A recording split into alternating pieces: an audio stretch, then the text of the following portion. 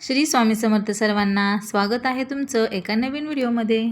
लोणचे पाहून कोणाकोणाच्या तोंडाला पाणी सुटले मला नक्की कमेंटमध्ये सांगा। जेवणाची लज्जत वाढवणारा पदार्थ म्हणजे लोणचे। तर आजच्या व्हिडिओमध्ये आपण हेच लोणचे कसे बनवायचे हे पाहणार आहोत।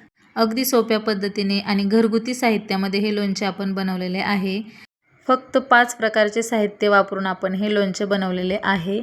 या पद्धतीने जर तुम्ही लोणचे केले तर अजिबात खराब होणार नाही। तेव्हा सुरू करू आजचा व्हिडिओ।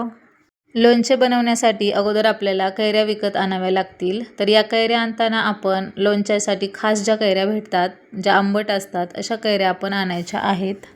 घरी आणल्यानंतर कैऱ्या आपल्याला 2-3 तास पाण्यामध्ये निवळण्यासाठी ठेवायच्या आहेत। 2-3 तास झाल्यानंतर मग आपण अशा स्वच्छ धुवून पुसून तसेच त्याचे जे बुडके असतात म्हणजे जो तोडलेला भाग असतो तोही आपल्याला चाकूच्या साहाय्याने काढायचा आहे। या कैऱ्या स्वच्छ धुवून पुसून झाल्यानंतर आपल्याला त्या फोडून घ्यायच्या आहेत। तर या कैऱ्या फोडण्यासाठी आपल्याला मोठ्याच हत्याराचा वापर करावा लागतो, कारण त्या कडक असतात खूप। कैऱ्या फोडून झाल्यानंतर त्यातील कोया असतात त्या बाजूला करून आपल्याला या आपण जे फोडलेले लोणचे आहे हे कडक उन्हामध्ये अगदी 2-3 तास छान असं वाळवून घ्यायचं आहे। चांगलं वाळवून घेतल्यामुळे आपल्या लोणच्याला जादा पाणी सुटत नाही आणि मग त्याला बुरा लागण्याची शक्यता कमी असते। त्याच्यामुळे ह्या कोया आपण छान अशा वाळवून घ्यायच्या आहेत। लोणच्याला जास्त पाणी सुटले तर मग ते खराब होण्याची शक्यता असते, म्हणून या कोया आपण वाळवून घ्याव्यात। वाळवून झाल्यानंतर त्या एका कापडाच्या साहाय्याने स्वच्छ पुसून आणि त्याच्यातील जे कोईमध्ये जे फोलपट असतं तेही सुईच्या साहाय्याने काढून घ्यायचं आहे। तर हे झाल्यानंतर आता आपण याच्यामध्ये साहित्य ॲड करूया। तर यासाठी आपण घेतलेले आहे मोठे मीठ, मेथी, मोहरी, हळद आणि जे सुहाना लोणचे मसाला भेटतो ते एक 40 ग्रॅमचं पॅकेट आपण आणलेलं आहे। मेथी आणि मोहरी आपल्याला थोडे थोडे भाजून घ्यायचे आहेत आणि मिक्सरमधून ओबडधोबड असे वाटून घ्यायचे आहेत। जादा बारीक करायचं नाही, चालूबंद करत आपल्याला हे ओबडधोबड अशा स्वरूपात वाटून घ्यायचं आहे। आता आपण याच्यामध्ये सर्व मिक्स करून घेऊया। तर यामध्ये अगोदर आपण मीठ टाकून घेतलं, त्यानंतर हळद, 1 मोठी वाटी मीठ, 4 चमचे हळद आणि बारीक केलेले मेथी, मोहरी याच्यामध्ये आपण मस्त असं मिक्स करून घेऊया। लोणच्याला मेथी मोहरीचं काही फिक्स असं प्रमाण नसतं, परंतु मीठ भरपूर घालावं, कारण मिठावरच लोणचे मुरतं किंवा ते टिकतं।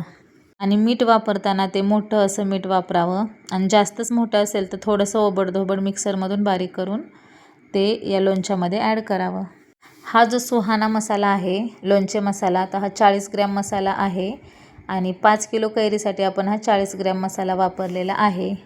काही जण फक्त मसाला वापरून देखील लोणचं करतात, परंतु घरातील हे पदार्थ वापरल्यावर छान चव येते आणि घरगुती साहित्यामध्ये हे लोणचे खूप छान बनतं।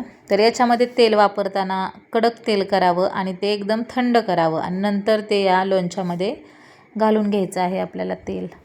तेल टाकल्यानंतर पाहू शकता लोणच्याचा कलरच आपला चेंज झालेला आहे।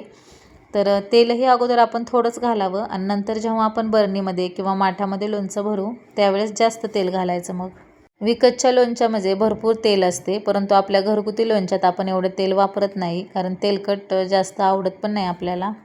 त्यामुळं 5 किलो कैरीसाठी 1 किलो तेलच पुरेसे, किंवा ज्याला जास्त आवडत असेल त्याने जास्त टाकावं।